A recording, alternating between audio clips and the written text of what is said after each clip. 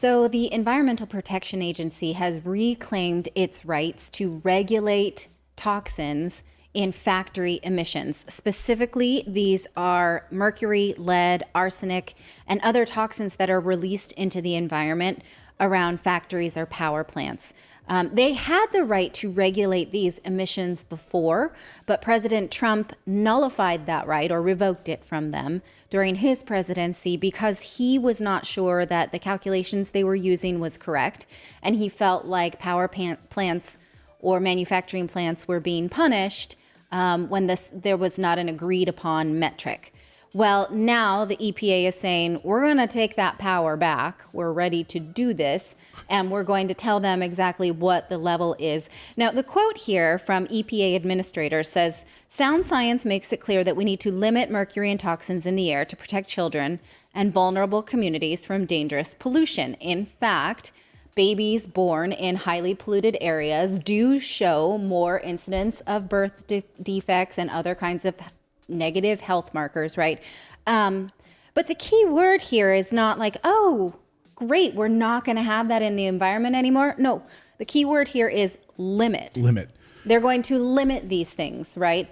By some estimates in the Wall Street Journal article you just pointed out, it would cost billions to reverse climate change and actually not have these things in regular production in our environment. They're not really willing to do that, but they do want the effect of saying like, well, we're going to put some limits on it. There's no science that like some mercury is okay, but what we've got now is bad, right? Like we don't have a threshold that we're going by.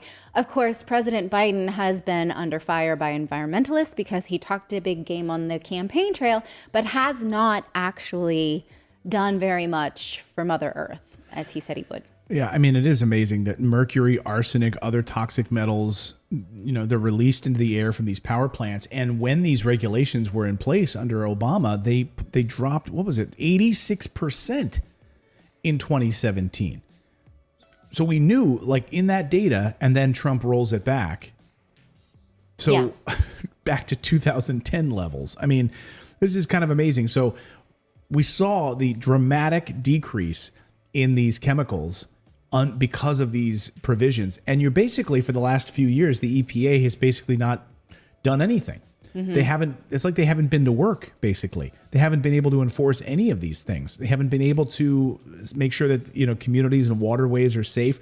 I don't know if you saw what happened in Texas just the other day. I mean, Samsung, it was revealed all of those toxic chemicals were coming out of that Samsung plant in waterways. They're trying to contain it and all this. This happens constantly. Happens constantly, and it's underreported because it ends up affecting poor people. Yes. It ends up affecting disadvantaged populations and people who don't have a voice. People who don't have a voice. People who are kept in the dark. The news stations don't cover it. The reason they don't cover it is because these big companies that are doing the polluting are advertisers for most of these publications. Yes, the point you just made about how wealthy people can keep mobile home communities out of their neighborhood is the same point, that wealthy people can also keep factories that are polluting the earth away from them, at least at arm's distance, right? Yeah, how many Whereas wealthy poor people communities cannot. How many wealthy people do you know? By the way, this photo here in the Wall Street Journal is a mercury-producing power plant. Power plants ranked as the largest domestic source of mercury before the Obama administration stepped in on these EPA regulations. So how many rich people do you think live right next to one of these? No, I don't think very many. Like when you drive through like Gary, Indiana, which I have many times, you drive through Gary, Indiana on your way to Chicago and you see these factories and you see these power poles. No rich people live there. They're not. They're able to keep this stuff away from themselves, but they're also, by the way, able to take advantage of the power. They're able to use the electricity. They just don't have to live near it and have arsenic and mercury in their children. Yes, but water does not stay still. And so a lot of this leaks into our waterways and does, in fact, make it into wealthy people's homes. You can buy an expensive water filtration system, but that's really only going to get you so far until it really does affect all of us.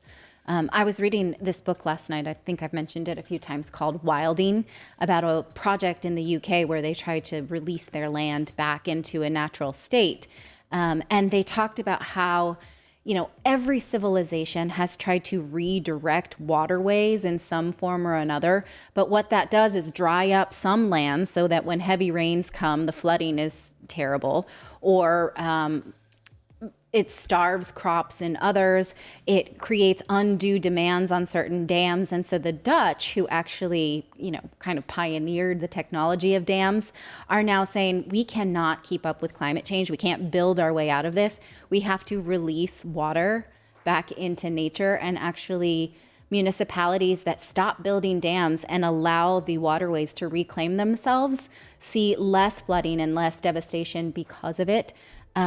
Which just proves, right, we are an interconnected ecology, and we cannot fight nature and then continue to dump crap in it and think that it doesn't affect all of us. It's a fantastic book. I'm really enjoying it, called Wilding by Isabella Tree is her name. Of course, if your last name is Tree, you got to write a book like this. Come on. I know. Maybe that's not even her name. I don't know, but I loved it. I loved that chapter about redirecting, because you see how devastating now floods are in recent times. It's terrifying.